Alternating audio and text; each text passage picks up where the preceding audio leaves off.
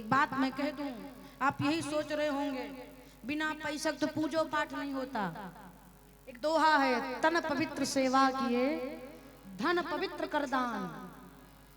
तन से भगवान की सेवा करते हैं तो तन पवित्र होता है। कमाई से जो भी धन कमाते हैं दशांश निकाल करके सत्कर्म करते हैं तो धन पवित्र होता है। तन पवित्र सेवा किए धन पवित्र कर दान, मन पवित्र हरि भजन से होत त्रिविध कल्याण।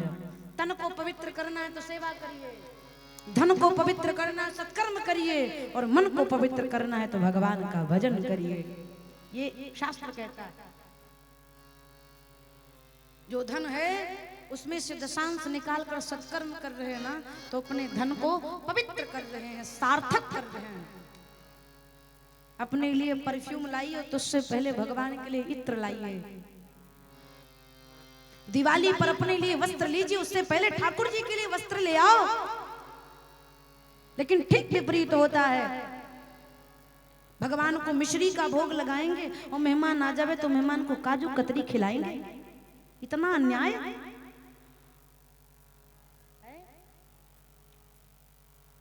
जितने ठाट से अपने ठाकुर को रखोगे ना, उतना ठाट बाट ठाकुर आपके जीवन में प्रदान करेगा। मैं व्यास मंच से कह रही हूँ, जितने वीआईपी तरीके से भगवान को रखोगे, हम लोगों को नहीं देख रही हो, इतना महंगा कपड़ा पहनेंगे का हम? दिमाग खराब है हमारे, हम नहीं पहने हैं। ठाकुर जी को नवा नवा पहनाते हैं तो हमको भी दिला देते हैं। लेते नहीं है हम, इतना महंगा कौन ले हो? ठाकुर जी को बढ़िया पहनाओ, ठाकुर जी आपकी व्यवस्था करेंगे। दिव्य तरीके से रखना चाहिए, धन को सही जगह लगाया जाए। खूब चकाचक ठाकुर जी की सेवा करिए। लेकिन क्षमा करिए, कुछ लोग तो बढ़िया से करते, कुछ लोग अपना 1500 की बेडशीट पर सोएंगे और भगवान के नीचे रद्दी पेपर बिछाएंगे, है ना मैया? जो अखबार किसी काम का नहीं, वो भगवान के नीचे। बताओ, हम आप 2000 की बेडशीट पर सोए और ठाकुर जी रद्दी पेपर पर बैठे। क्या यही भक्त का लक्षण है? इसलिए मैया, धन आवे, पति देव की सैलरी आवे तो उसमें से भगवान के लिए कुछ ना कुछ निकाल लीजिए, किससे अपने ठाकुर जी की सेवा करेंगे। फिर देखिए कितना आनंद मिलता है जीवन को। विश्वामित्र जी कहते हैं, राजन दाम नहीं, केवल राम चाहिए। दशरथ जी के प्रेम को देखे, विश्वामित्र जी ने वशिष्ठ जी को संकेत किया, अपने चेला को समझाओ।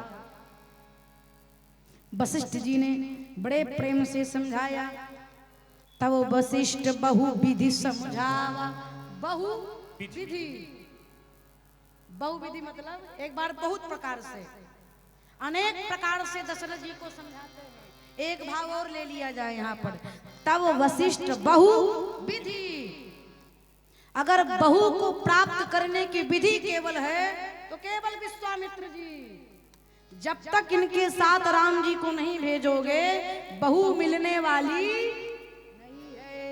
और कदाचित विश्वामित्र जी के साथ राम जी को भेज दिए तो राम जी अकेले नहीं आएंगे अयोध्या। जब लौट करके आएंगे तो परम भक्ति की स्वरूपा आपकी बहु रानी को लेकर आएंगे। सुनते दशरथ जी नाचने लगे, अति आदर दऊ तनय बुलाए, तुरंत बुलाए, जाओ। क्यों?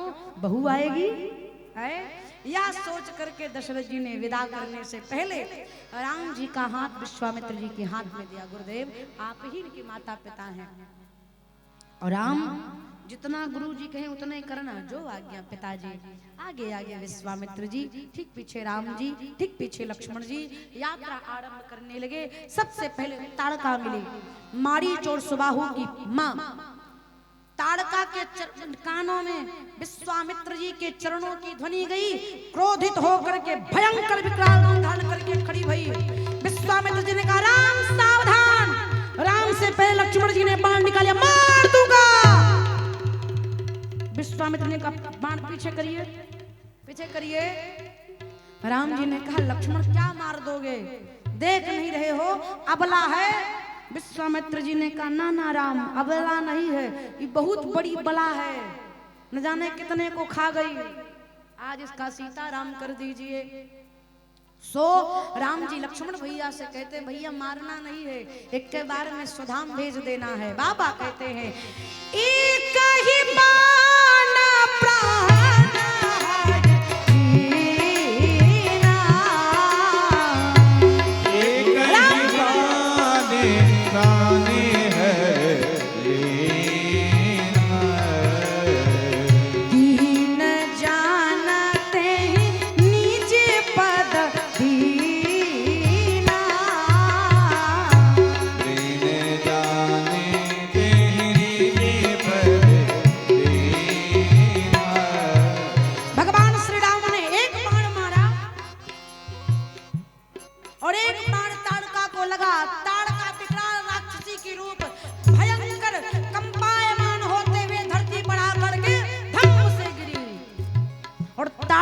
शरीर से प्राण ज्योति निकली, भगवान की प्रदक्षिणा करके दीन जानते ही निज पद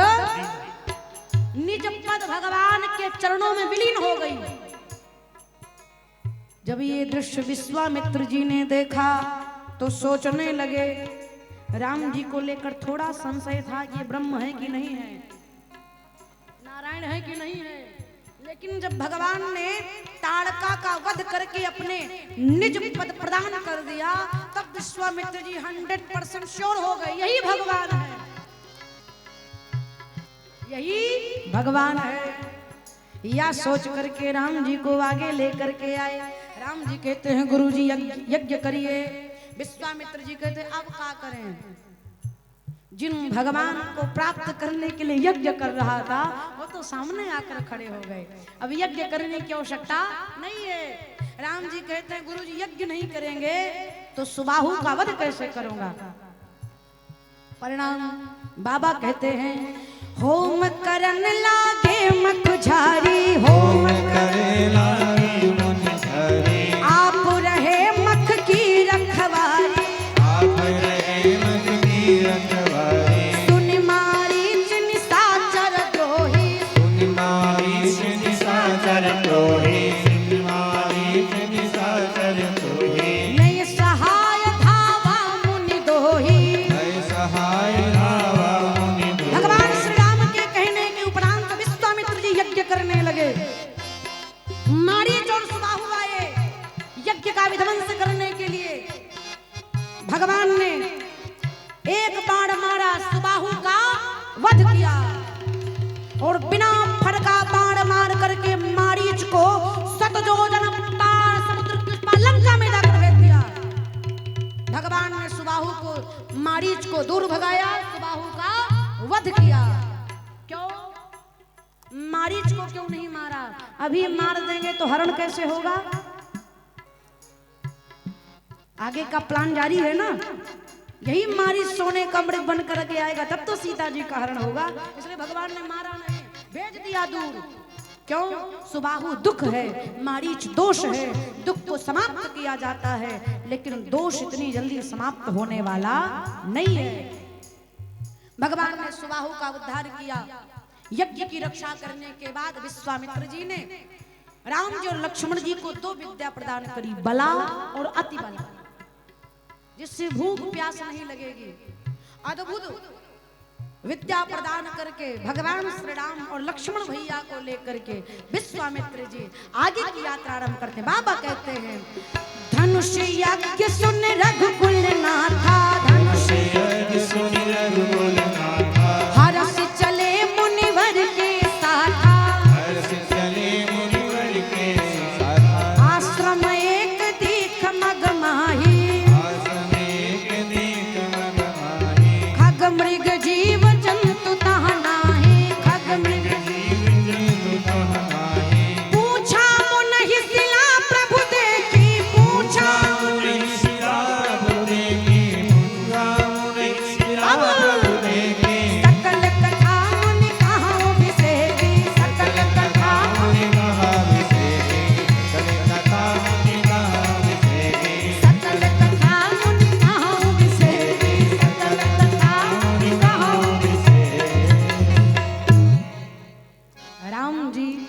लक्ष्मण भैया के साथ विश्वामित्र जी गुरुदेव के साथ भगवान आगे की यात्रा आरंभ करते हैं।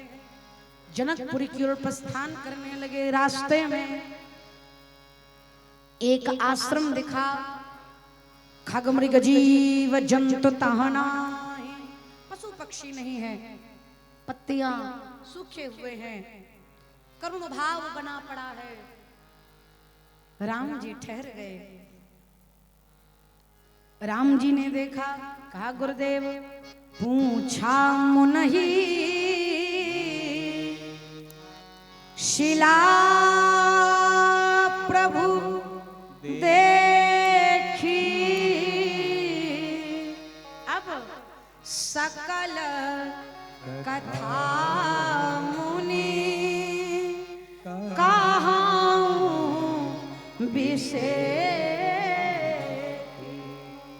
हे गुरुदेव, ये आश्रम किसका है, ये शिला कैसी है? पूछा। भगवान ने सबसे पहले पूछा, किसकी कृपा की? भगवान ने वाणी की। शिला, भगवान ने शिला की तरफ कर किया, हाथ दिखाया, ये शिला कैसी है? कर की कृपा, वाणी की कृपा और कर की कृपा, ध्यान से दर्शन करें। पूछा मुनहि शिला प्रभु देखी, शिला को देखा, वाणी की कृपा, कर की कृपा, नेत्र की कृपा, और अब सकल कथा मुनि, पूरी कथा कहिए, इनकी कथा सुनूंगा, अर्थात कर्ण कृपा।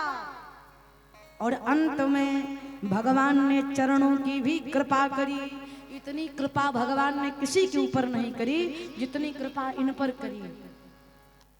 वाणी की कृपा, नेत्र की कृपा, कर की कृपा, कंड की कृपा और चरण की कृपा।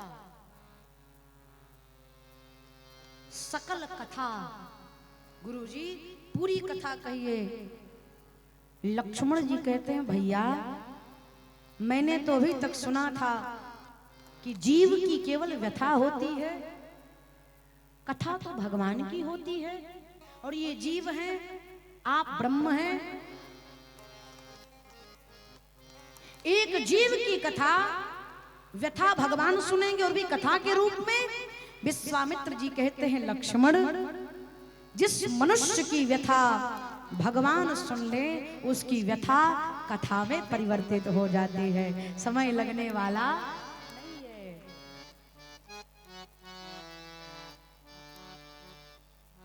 आहा, क्या बात है, व्यथा कथा में परिवर्तित हो जाती है।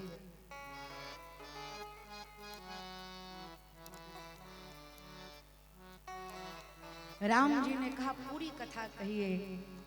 पूज्यपाद गोस्वामी तुलसीदास जी महाराज मानस के इस एक दोहे में पूरा वृत्तांत बता दिया। क्या? गौतम नारी श्राप बस उपल देह धरि धीर, चरण कमल रज चाहती, कृपा करो रघुवीर।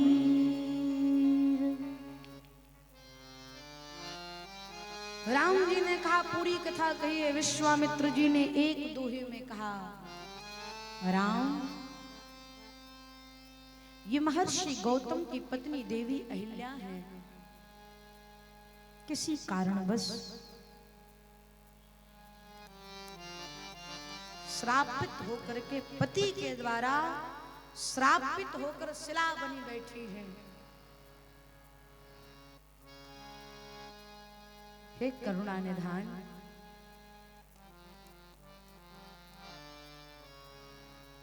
हे भक्तवत्सल, अपना चरण रज प्रदान करके इन्हें कृतार्थ करिए। चरण कमल रज चाहती, रज चाहिए, इसी से इनका कल्याण होगा।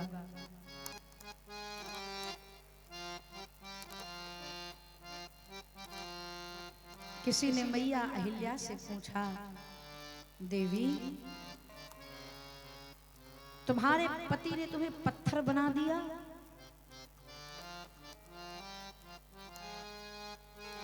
चहल पहल ना करो मैया, हाथ जोड़ के निवेदन है, बहुत प्रार्थना है मेरी, शांति से सुनिए। किसी ने मैया अहिल्या से पूछा कि आपके पति ने आपको श्राप देकर पत्थर बना दिया? सचेतन होती, तन सुरक्षित होता तो भगवान के पास जाती ना। मैया अहिल्या ने कहा मेरा घाटा नहीं भया, लाभ ही लाभ है। शरीर होती तो मैं भगवान के पास जाती। पति ने श्राप देकर पत्थर बना दिया, अब भगवान मेरे पास चल कर के आए हैं, मुझे चलकर जाने की आवश्यकता। ताली बजाओ तो सब बजाओ, चार लोग पटर पटर, एक बजावे तो सब बजाओ, लेकिन कुछ लोगों को समझ में नहीं आता बजावे क्या। जिनको समझ में आ जाता है बजा देते, बढ़िया बात है, और जिनको समझ सोचते काहे बज रहा है ना। दर्शन करें आप, आए हैं राम जी गए और दर्शन करें जिन मैया अहिल्या को पति ने छोड़ दिया, परिवार ने छोड़ दिया, यहाँ तक कि पशु पक्षी भी नहीं है उस आश्रम में। उन अहिल्या को उतारने के लिए रघुनाथ जी चल करके गए। कथा संकेत करती है जिसका कोई नहीं होता उसका मेरे रघुनाथ जी होते हैं, उसके मेरे प्रभु श्री राम होते हैं, उससे मुख मोड़ने वाले नहीं हैं। कई बार लोग कहते हैं हम बहुत परेशान हैं, हमारा कोई साथ नहीं देता। परेशान ना होइए, नाचिए, खुश हो जाइए, आनंद में रहिए। क्यों मैया, हमारा कोई साथ नहीं दे रहा है, इसका मतलब रघुनाथ जी मेरे साथ 24 घंटे खड़े हैं, इस विश्वास में रहिए। कोई नहीं तो परमात्मा निकट खड़ा हुआ है। मैया अहिल्या को उतारने के लिए आए। बाबा कहते हैं राम जी परसत पद पावन, शोक न सावन, प्रगट भई तप पुंज सही। राम जी ने परोसा, क्या परोसा? गुरु जी ने कहा है चरण रज चाहिए, और चरण तो स्पर्श नहीं करा सकते क्योंकि ये ऋषि पत्नी है, मैं क्षत्रिय हूं, और अनादि काल से ब्राह्मण के चरणों में सदैव क्षत्रिय झुकता हुआ आया है। मैं एक ऋषि पत्नी, परम सती, परम विदुषी को चरण स्पर्श कराऊं, असंभव। तो भगवान ये शिला है, ये भगवान का चरण है, छुआ नहीं है शिला से। शिला के ऊपर भगवान का चरण है। पवन देव से भगवान ने विनती करी, हवा चली, वायु का झोंका भगवान के चरणों में स्पर्श भया, चरणों से रज निकला, शिला में स्पर्श भई और शिला नारी बन करके परिवर्तित हो गई। बोलिए भक्तवत्सल भगवान की। बाबा कहते हैं परसत पद,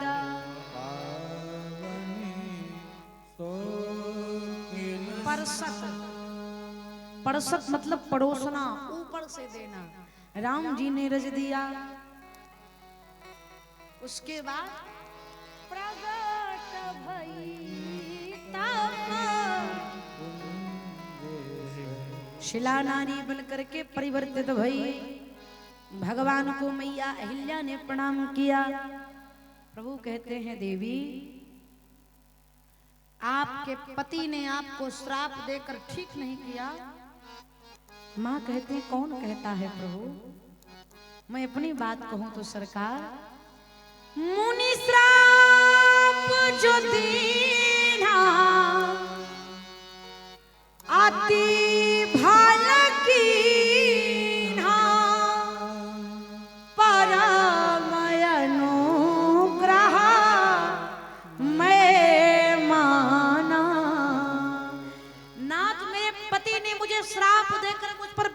कृपा की। राम जी कहते इसमें कौन सी कृपा? मैया कहती हैं श्राप नहीं देते तो आप नहीं आते, और आप नहीं आते तो आज देख्यूं भरी लोचना। ठीक यहाँ ये लाभ प्रभु, श्राप नहीं देते तो आप नहीं आते, आप नहीं आते तो आपका दर्शन करने का सौभाग्य नहीं मिलता। जो सुख भूत भावन भोलेनाथ को प्राप्त भया है, आज श्राप के कारण मुझे भी वही प्राप्त भया है। भगवान कहते वरदान मांगो। मैया हीरा कहती प्रभु मेरा मन मेरी बुद्धि भंवरा बन जाए, मेरा मन भंवरा बन जाए। कितना सुंदर प्रार्थना है, क्या मांग है। मां कहती है नाथ एक प्रार्थना है कि मेरा मन भंवरा बन जाए, और आपका जो चरण कमल रूपी पुष्प है, जो चरण है भगवान के चरण कमल की भांत है, और कमल के बीच का जो भाग है उसे पराग कहते हैं। मैया हिल्या कहती है प्रभु मेरा मन भंवरा बन जाए, और आपके चरण कमल रूपी पराग के मध्य में बैठ करके उसका रस स्वादन करता रहे, दर्शन करता रहे। नाथ केवल इतनी कृपा करिए।